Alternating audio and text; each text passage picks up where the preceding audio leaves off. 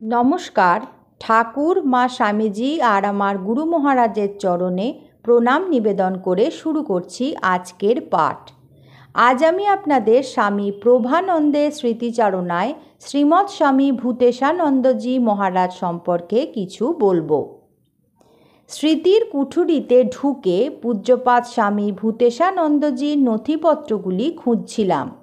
দেখতে পেলাম সেখানে বেশ কিছু মাল মশলা জমে আছে। তা থেকে সামান্য কিছু চয়ন করে পাঠককে উপহার দিতে চাইছি।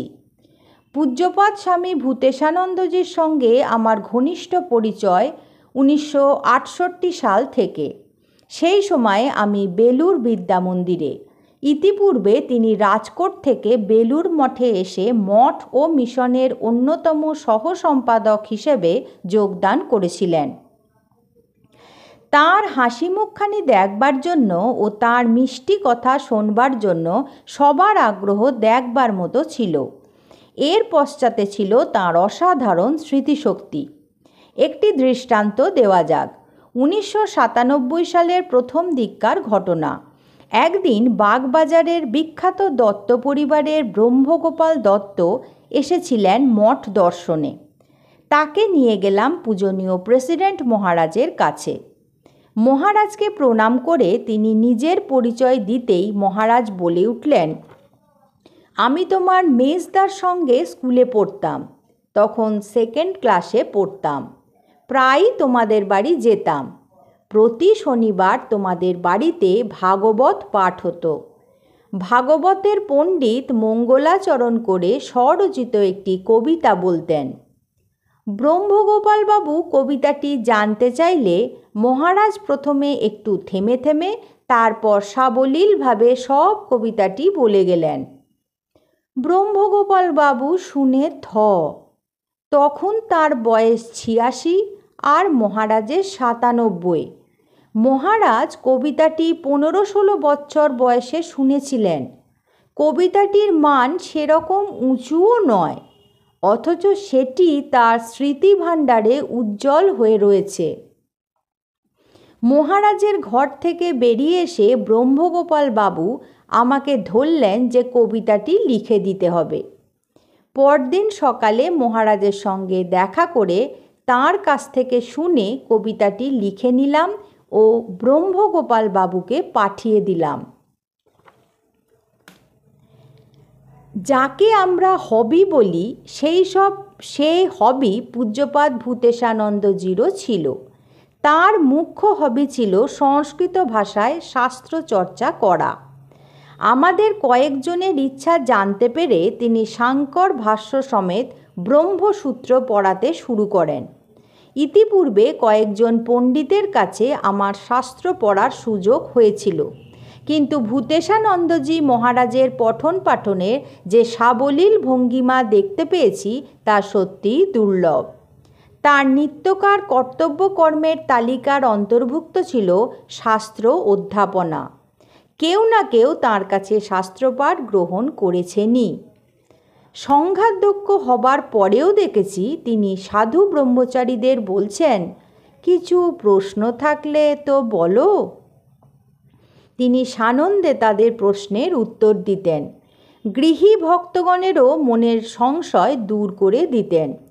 তার বহুদর্শিতা ও অন্তর্দৃষ্টির আলোকে উজ্জ্বল তার মিষ্টি কথাবার্তা ছিল এক চমৎকার আকর্ষণ। সেই সব আলোচনায় মহারাজের ভূমিকা আমাদের সবার স্মৃতি কোঠায় উজ্জ্বল হয়ে রয়েছে। দীর্ঘকাল তার নিকট সান্নিধ্যে বাস করার আমার সৌভাগ্য হয়েছিল। তাঁর সম্বন্ধে কত কথা ছড়িয়ে ছিটিয়ে রয়েছে স্মৃতির ভাঁজে ভাঁজে। স্মৃতি বোঝায় নৌকা পাড়ে এসে পর্সা নামাতে চাইছে, কিন্তু বেশি কিছু নামানো চলবে না।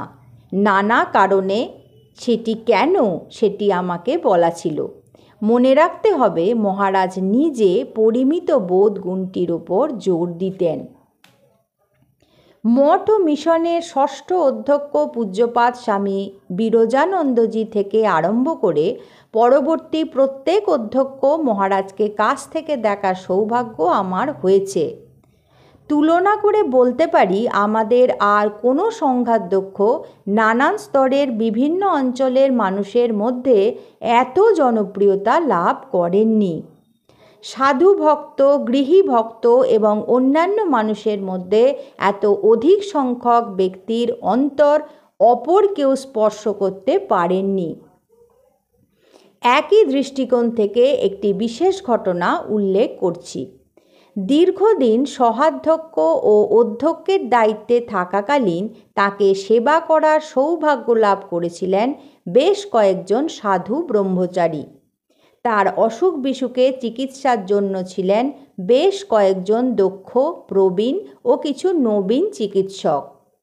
এত সংখ্যক চিকিৎসক সহমত হয়ে দীর্ঘদিন সাগ্রহে তার চিকিৎসা করে এসছেন। এমনকি মহারাজের বিদেশ সফরের সময় এদের কেউ কেউ মহারাজের সঙ্গেও গিয়েছিলেন। আবার সুদূর আমেরিকা থেকেও কেউ কেউ টিমে যোগ দিয়েছিলেন। যারা তার টিমে একবার যোগদান করেছেন তাদের কেউই তাকে ছেড়ে যাননি। এদের প্রত্যেকের সঙ্গে মহারাজের ছিল এক ঘনিষ্ঠ নিবিড় সম্পর্ক। এদের কেউ কেউ মহারাজের সংস্পর্শে এসে তাঁর কাছে মন্ত্র দীক্ষাও নিয়েছিলেন। বিভিন্ন পরিস্থিতির মধ্যে দীর্ঘকাল এত সংখ্যক ডাক্তার, সেবক ও অন্যান্যরা তাঁর প্রতি ভক্তি, শ্রদ্ধা, ভালোবাসা নিয়ে সেবা করেছেন, এই ঘটনা দেখে অবাক হয়ে গেছি। নানান মন মেজাজের বিভিন্ন পর্যায়ের এত মানুষকে নিয়ে চলার যে এক অসাধারণ ক্ষমতা মহারাজের মধ্যে দেখেছি তা অপরের মধ্যে খুবই বিরল। আজ এই পর্যন্তই। পরবর্তী পর্বে আমি আপনাদের এরকমই কিছু অভিজ্ঞতার কথা বলবো। ঠাকুর মা স্বামীজির কাছে আপনাদের সর্বাঙ্গীন মঙ্গল কামনা করি। নমস্কার।